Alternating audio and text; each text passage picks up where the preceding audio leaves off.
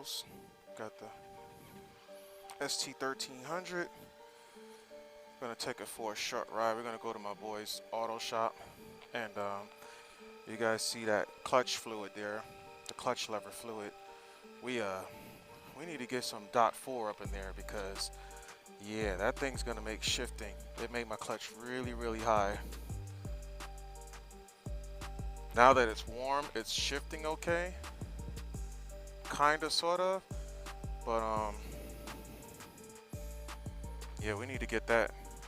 Changed out. I wanted to change it before the winter came, but winter came like kind of more sudden than I expected.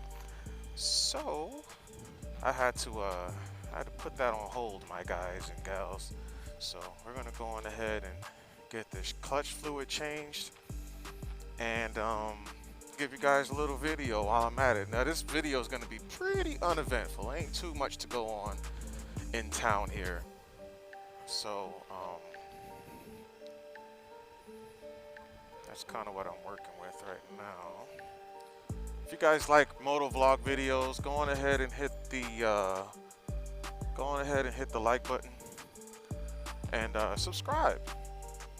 And not just that, give me ideas. What do you guys want to see? Do you guys want to okay, you going? Which way are you going, my guy?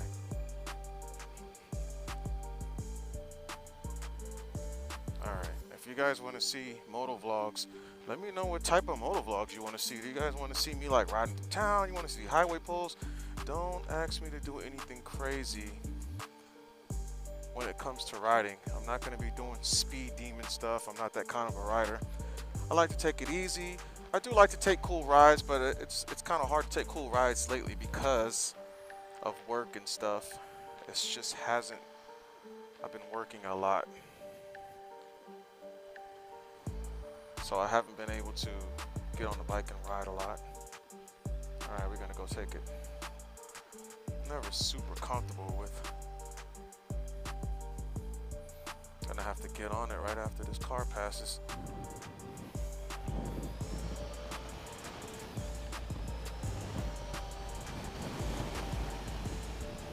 Oh, looky.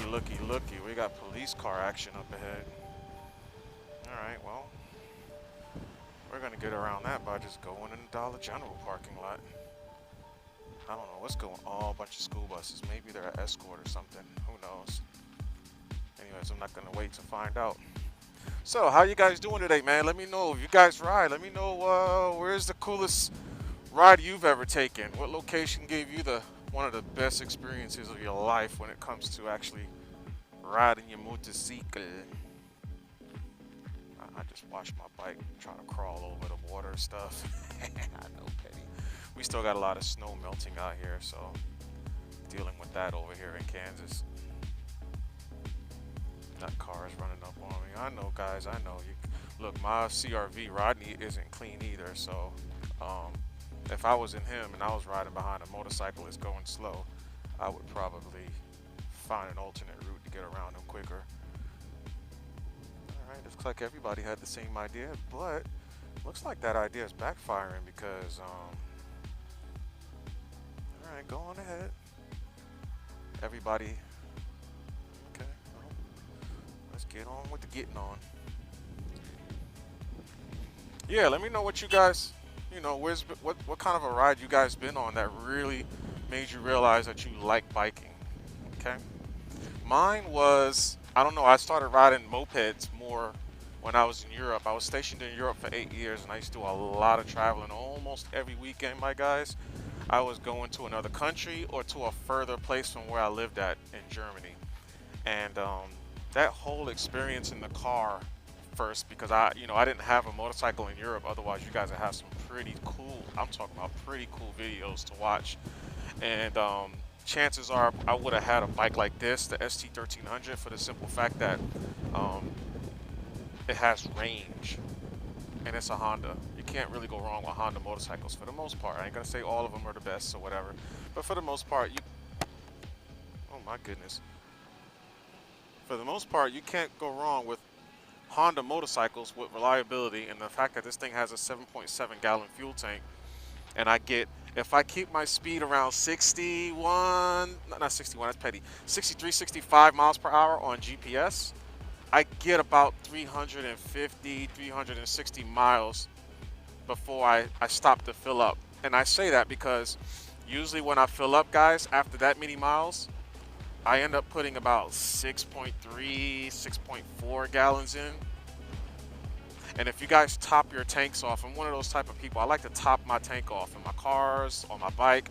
I'll put it all the way up to the rim, especially if I'm not like around a corner from the house, because chances are, one, it gives me more range. Two, it the fuel that's at the very, very top, maybe not more so much with the motorcycle, but like with the cars, if I fill it up to the rim, I'm probably going to burn off about a half a gallon, you know, at least about a half gallon, depending on the car I'm driving, before I get to my house. So it's still not going to be at the very, very top, you know what I mean? And I know there's some people who have qualms against doing stuff like that. They may say, oh, well, you know, you're going to mess up your fuel gauge and all that kind of good stuff. And I believe that is a possibility, but I have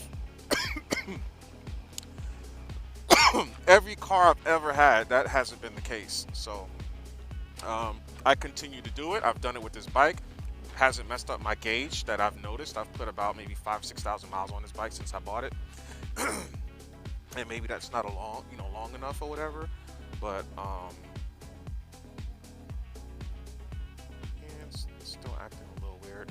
But that hasn't been my fate. So with that being said, I just go on ahead and fill up my tanks. I love having the remotes for the action cameras. That the Insta360 X3 is over there, kind of mounted behind me. The BMW is pretty nice. Oh, that's that 850 I was hearing about. That must be the V8. Usually the V12s, I would think, would have some sort of badging on it to let you know that, look, I got the big boy 850. Oh no, the 850, no, it'll be 860 in today's world. Anyways, you guys, but yeah, there's people that have issues with filling up their tanks all the way to the rim because of fuel gauge issues, possible fuel gauge issues. That hasn't been my experience so far, so that's what I do. Now, why do I do it? I do it for the extra range. With the motorcycle, I'm probably only able, like when a pump stops filling up, so far from what I've noticed, it seems to give me about an extra like 600 milliliters, or should I say like 0.6 of a gallon, so a little over a half a gallon extra before it's at the rim. That gives me at least 25 miles, at least. Maybe, okay, let's just be worst case scenario, 20 miles of range extra. When you're on a road trip, that means a lot. Being that I'm the kind of person that at any given time I could go and just get up on a bike and take a long trip. That's why I always keep my bike prepared for such riding. So I'll fill up to the rim. And the same thing with my cars. I like to keep my cars full to the rim. That just gives me extra range. If if I'm driving Stacy, which is my Civic, that's an extra 49, 50 miles to the gallon. Okay, if I'm able to put 2 gallons, because with her and Butter, which is my ZL1, they actually squeeze exactly 2 gallons extra is what they allow me to put. And so with that 2 gallons with Butter, I'm only able to get another like 10 miles of range, 8 miles of range. I'm sorry, not 8 miles of range, 16 miles-ish, 15 to 17 miles of range. And with Stacy, that's a lot of fuel. I mean, that's a lot of miles I can drive with that. I could drive a lot of miles with that 2 gallons extra, We're looking at almost 100 miles. So, and that depends on elevation. That's just at 1,100 feet, which is where I live, anywhere between 1,000 and 1,100. So, if you live somewhere like 5,000 plus feet elevation, gas mileage always gets better. I'll get more miles out of that. I mean, it's kind of, for me, it's a no-brainer, Anyways, and I've had Stacy, I've driven her 358,000 miles with the same fuel tank, same fuel sending unit, all that good stuff, and it hasn't changed one bit. And I've been topping her off since I first got her. So there's that, guys. Anyways, we're gonna get up to my boy's shop. I would like to go for a ride. I was supposed to meet up with my friend. I've been kind of stalling today, waiting for him to come through and say, hey, I'm on my way, we're gonna go for a ride. He has a Yamaha Super Tenere, if that's how you say it. He's got the 1000 cc motor, and he just bought it. He hasn't really taken it out on a ride yet, so he's the reason why I have a motorcycle now in States. Watch out, Grandma, please look out. Gosh, I would hate for her to hit me. Then I have to fucking do the insurance thing. But anyways, guys, I first, like I said, well, I will talk about how I got into riding motorcycles after we deal with my friend's shop. He's kind of like around the corner. Yeah, this clutch is very high right now. It is very high, and I'm hoping changing the fluid is what's going to change that, because my clutch never used to be this high. All right, we got the green light, baby. Let's go. G80. Nice looking cars. I guess I need to do something with that remote, because it's blocking me from hitting my turn signals, and I like to let mofos know what I'm doing so they can't tell me they didn't know which way I was going if we have any issues. Shoot, I might need to change the dang. Might need to change my dang on clutch fluid, unless I can adjust the clutch or whatever, because it's really high, guys. It's fine while I'm riding, because I'm riding, but like when I'm pretty much at a standstill, that thing is kind of like, it's like not wanting to shift easily. I gotta like kind of force it. Alright, we are at Burnett Automotive. One of my best friends work here. He's a manager. Said we're going ahead and take a look at my clutch. Put some .4 in there. The Volkswagen Touareg. That's one of my vehicle I wouldn't mind having. Uh-oh, this is jalopy. You guys wouldn't believe that bad boy is twin turbo with an LS motor in it. It's crazy.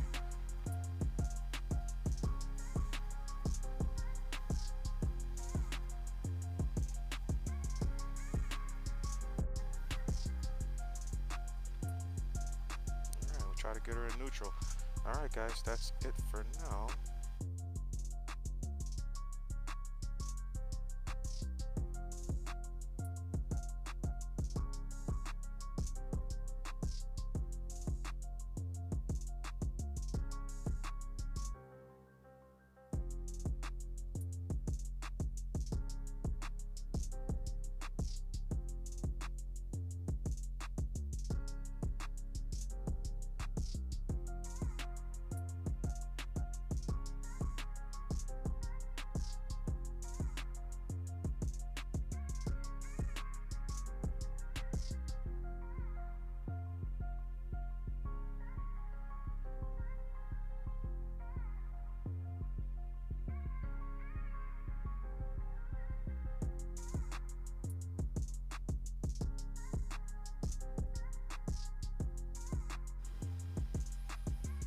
Alright guys, I think I started recording, but I realized that you guys were not hearing what I was saying about how I got into motorcycling. Corvette. Anyways, so when I was in Europe, I was stationed in Europe. I used to rent mopeds and scooters and stuff like that, whatever you want to call them. I used to rent those things when I was out, stationed in Europe. Anytime I went to like Spain, southern France, Portugal, Italy, I would just drive my car down there and then park it up, get on a moped. And I used to move around those little sections of those countries, with the moped. And let me tell you guys, man, you just can't, you talk about just having a really good time with the wind therapy. It was just amazing traveling like that, moving around like that in a whole nother country, you know what I mean? And I don't know, it's just amazing. And then I get back to the States, and I always felt like getting a motorcycle license was hard. I always had MSF course in my mind. I'm like, damn, I gotta go through an MSF course if I want to get my license. And so I tried looking at MSF courses, and they were all like booked, and I was like, man, I don't want to sit here and wait. The idea of getting a motorcycle in general started from one of my friends, a co-worker of mine. He actually had a motorcycle at the time that I met him. And he asked me, he said, hey man, you ever thought about getting a motorcycle? And I was like, well, not really, but it's crossed my mind. I just thought it'd be pretty hard to get one. He was like, no, you just gotta, you can actually just take the test and get the permit. And what are these people doing out here? What's going on? Like, it's just like weird.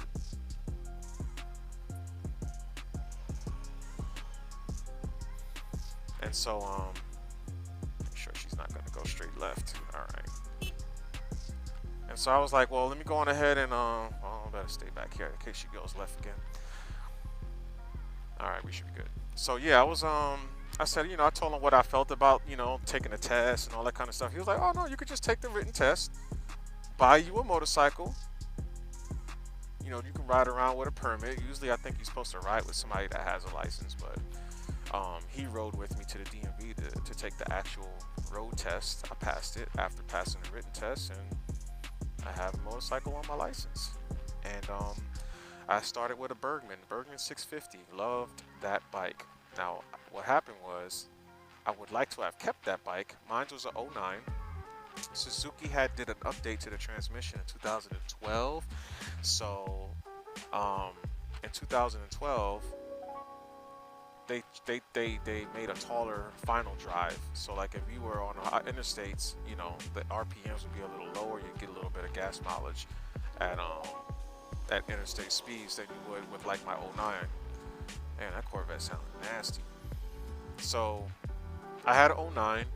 I did a long motorcycle trip. I did a 3,500 mile motorcycle trip, which, by the way, guys, at that time, which was 2021, gas prices were high then. 2021, is this guy truck leaking fuel? That might be water coming out the exhaust. I'm just gonna go on and say that's water. Anyways, yeah, no, distractions, guys. Distractions. I took that Bergman. It was $136 in fuel costs, guys, for 3,500 miles.